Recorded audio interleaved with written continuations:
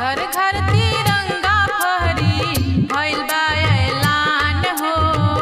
घर घर तिरंगा फहरी भइल बा ऐलान हो। एही रे तिरंगा खातिर देहल केतना जान हो। एही रे तिरंगा खातिर देहल केतना जान हो। एही रे तिरंगा खातिर केतना ही माई आपन गोद सुना कैली हो। केतना ही माई आपन गोद सुना कैली हो।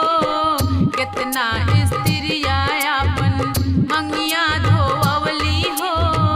केतना स्त्रिया आपन मंगिया धोवली हो।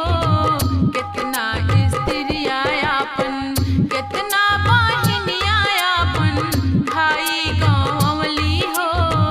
केतना बहिनिया आपन भाई गंवली हो।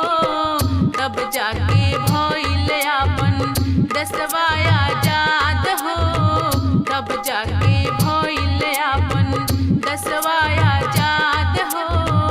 तब जाके भइल आपन घर घर तिरंगा फहरी भइल बा ऐलान हो। घर घर तिरंगा फहरी भइल बा ऐलान हो। एही रे तिरंगा खातिर दिल केतना